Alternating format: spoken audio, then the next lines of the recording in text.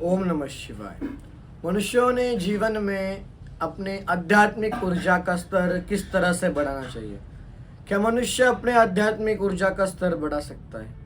मनुष्यों को जीवन में नियम पद्धति, मनुष्यों को जीवन में ब्रह्मचर्य की पद्धति, मनुष्यों को जीवन में खाने की पद्धति, मनुष्यों को जीवन में सोने की पद्धति, हर एक पद्धति को मनुष्यों को जब मनुष्य अपने नियंत्रण में रखता है तो मनुष्य की आध्यात्मिक ऊर्जा का स्तर बढ़ता है। लेकिन मनुष्यों को अपने हर एक चीज के ऊपर नियंत्रण रखना चाहिए। हर एक चीज को नियम के अनुसार ही करना चाहिए, तभी आप आध्यात्मिक ऊर्जा के स्तर को बढ़ा पाओगे। अन्यथा आध्यात्मिक ऊर्जा का स्तर जितना था उतना ही रहेगा, बढ़ेगा नहीं। आध्यात्मिक ऊर्जा का स्तर इसी द्वारा बढ़ा जाता है, नियम से, कार्य से।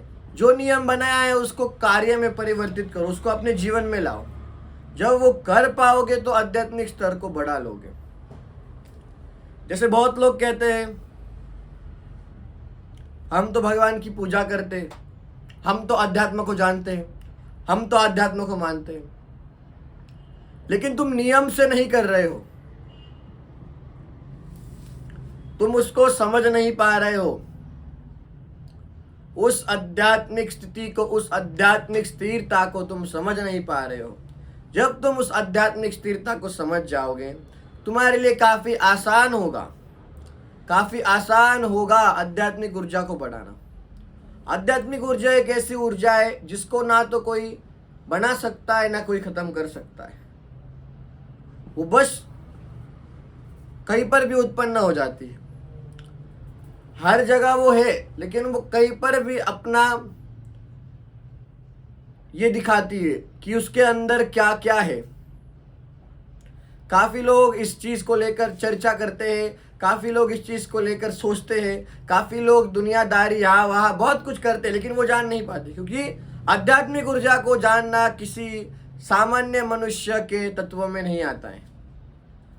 मनुष्य जान सकता है, लेकिन उसको थोड़ा असामान्य होना पड़ेगा, थोड़ा एकांत रहना पड़ेगा, थोड़ा भगवान का भजन करना पड़ेगा, थोड़ा नाम जप करना पड़ेगा, थोड़ा खुद के भीतर भी झांकना होगा। उसी समय भगवान की ऊर्जा को, आध्यात्मिक ऊर्जा को मनुष्य जान सकता है।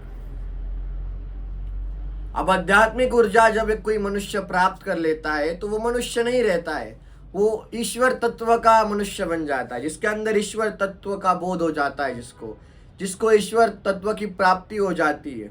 जब ईश्वर तत्व का बोध होता है तो मनुष्य खुद से ही आध्यात्मिक ऊर्जा से, पूर्णता से पूर्ण होकर, मनुष्य का एक सोच अलग होता है, मनुष्य का लक्ष्य अलग होता है, लेकिन उसके लिए आध्यात्मिक ऊर्जा बढ़ाना काफी जरूरी है। अब लोग कहते हैं हम तो यहाँ पर जाएंगे, हम तो वहां पर जाएंगे, हम तो ये खाएंगे, हम तो वो खाएंगे, हम तो इतने बजे सोएंगे, हम तो इतने बजे उठेंगे, हम ये करेंगे, हम वो करेंगे। रात को सोने से पहले ईश्वर के दर्शन करके सो, सुबह उठने के बाद पहला दर्शन ईश्वर का करो। बस देख भी लो भगवान को आंखों से, अपने नेत्रों से, फिर भी तुम्हारा दिन शुभ जाएगा, तुम्हारे नेत्र तृप्त हो जाएंगे, तुम्हारी आत्मा तृप्त हो जाएगी। सोने से पूर्व ईश्वर को देखो, उठने के बाद भी ईश्वर को देखो। उससे तुम्हारे मन में, तुम्हारे भीतर अंतर आत्मा में ईश्वर के प्रति एक भाव उत्पन्न हो जाएगा, जो तुम्हें आध्यात्मिक ऊर्जा की ओर ले जाएगा। आध्यात्मिक ऊर्जा क्या पूजा करने से बढ़ती है, क्या मंत्र जप करने से बढ़ती है? आध्यात्मिक ऊर्जा भाव से बढ़ती है। मान लिया कि ईश्वर को देख लिया, मान लिया कि ईश्वर को देख रहे हो, देख ही रहे हो, मानना क्या है? भगवान को देखते हो सुबह शाम, भाव बढ़ रहा है, ऊर्जा बढ़ रही है। आध्यात्मिक ऊर्जा भाव से ही तो बढ़ती है। आध्यात्मिक ऊर्जा को क्या चाहिए? भाव चाहिए। अब जब भाव आपको मिल जाएगा तो अपने आप आध्यात्मिक ऊर्जा बढ़ जाएगी। उसी के लिए आपको किसी चीज की आवश्यकता नहीं है। आध्यात्मिक ऊर्जा को बढ़ाने के लिए किसी चीज की आवश्यकता नहीं है, एक भाव को लेकर। लोग 10 दिन तक भगवान शिव के मंदिर जाते, लोग 10 दिन हनुमान जी के मंदिर जाते, लोग 10 दिन माता काली के मंदिर, 10 दिन कृष्णा के मंदिर। घूमते रहोगे तो घूमते ही रह जाओगे, किसी एक स्थान पर रुको, हजारों वर्षों तक वही रुको, भगवान दर्शन देंगे। बट यही विश्वास नहीं है ना कि अगर भगवान ने दर्शन नहीं दिए तो हमारे इतने साल व्यर्थ कुछ नहीं जाता है। ईश्वर को बोली हुई बुरी बातें भी, हम गुस्से में आकर भगवान से झगड़ा करते, कुछ बुरा बोलते, ईश्वर से की हुई बुरी बातें भी व्यर्थ नहीं जाती, उसका भी भगवान हमें अच्छा फल देते। और ईश्वर से झगड़ वही पाता है, बोल वही पाता है जो ईश्वर को अपना सर्वस्व मानता है और भगवान को जिसने खुद पूर्ण समर्पित कर दिया हो उनके चरणों में, वही भगवान से झगड़ भी पाता है, वही भगवान से प्रेम भी कर पाता है। अन्य कोई प्रेम नहीं कर सकता भगवान से, वो ईश्वर से। वो ऊर्जा क्या है, वो चीज क्या है ईश्वर, उस तत्व को मनुष्य समझते नहीं, मजाक में लेते। जिसने इस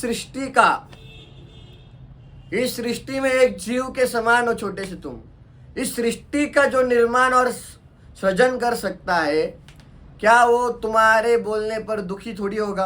क्या वो तुम्हारे कुछ देने पर खुश थोड़ी हो जाएगा? उसको बस भाव का भूखा है। वो चाहे तो क्षण भर में सब कुछ अपने समीप ला सकता है, बस वो भाव का भूखा है। भगवान ने पृथ्वी को बनाकर मनुष्यों का एक खेल रचा है, जिस खेल के अंदर मनुष्यों को क्या सही है क्या गलत है इसको ढूंढकर भगवान के पास जाना है और बताना है कि मुझे ये पता चला है, ये सत्य है।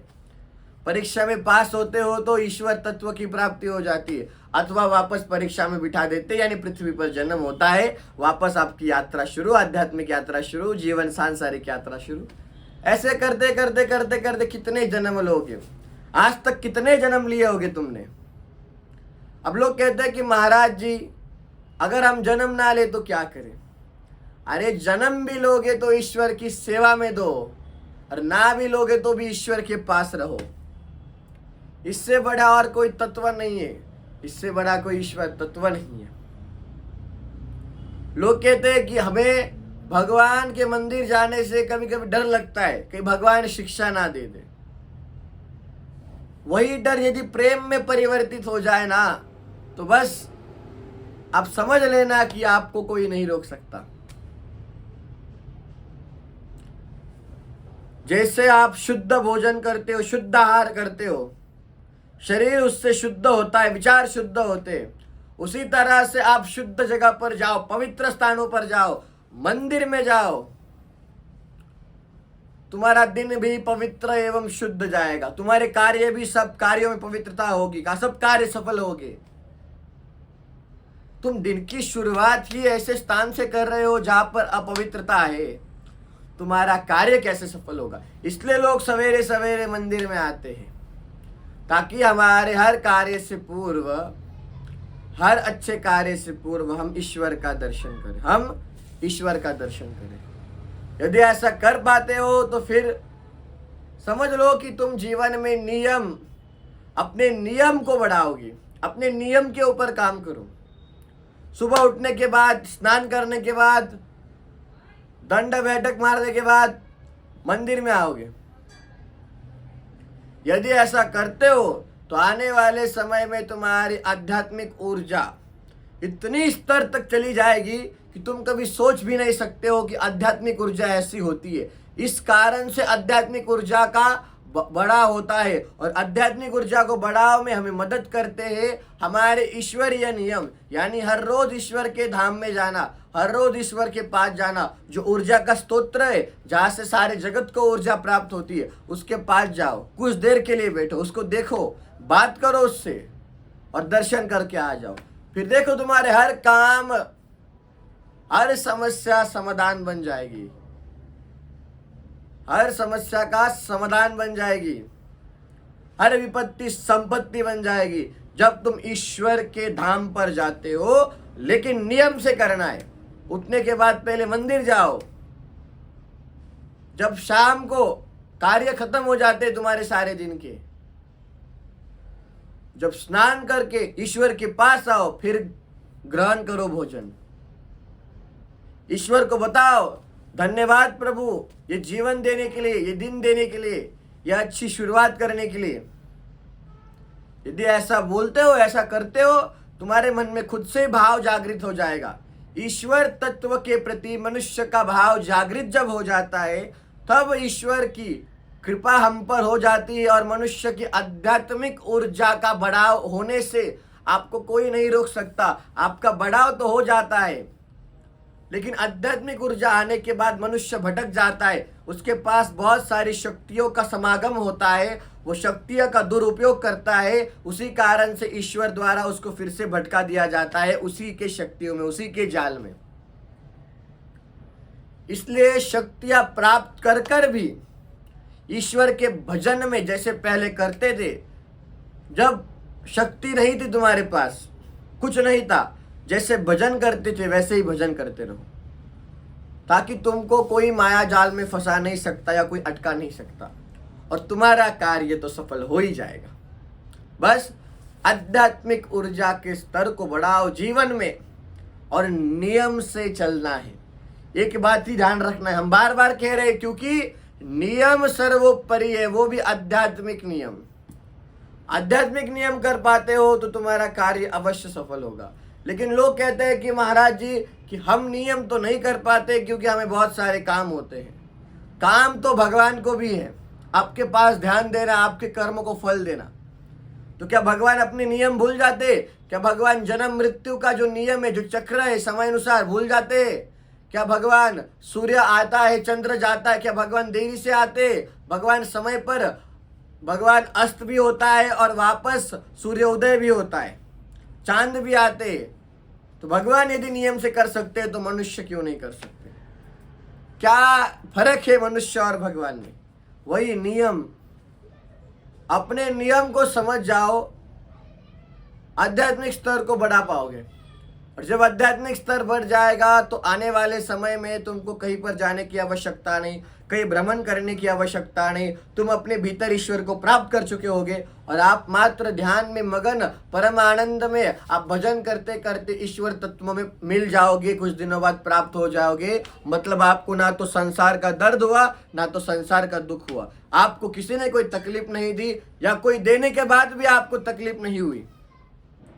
यदि ऐसा करते हो तो आने वाले समय में ईश्वर तत्व की, ईश्वर की ऊर्जा की प्राप्ति आपको हो जाती है। और हर मनुष्य असाधारण होता है, हर मनुष्य के अंदर कोई ना कोई ईश्वर तत्व की शक्ति होती है। इस बात को पहचानना है, जानना है। जो मनुष्य ये जान पाता है वो मनुष्य पूर्ण तरीके से प्राप्त कर लेता है सारी शक्तियों को, ईश्वर की ऊर्जा को महसूस कर पाता है। और बस नियम से चलना है, एक ही ध्यान रखना है, नियम से चलना है। तो ये वीडियो कैसा लगा अवश्य बताना। इससे नियम, आध्यात्मिक नियम अवश्य सीखना, पूरा अवश्य देखना। हर हर महादेव।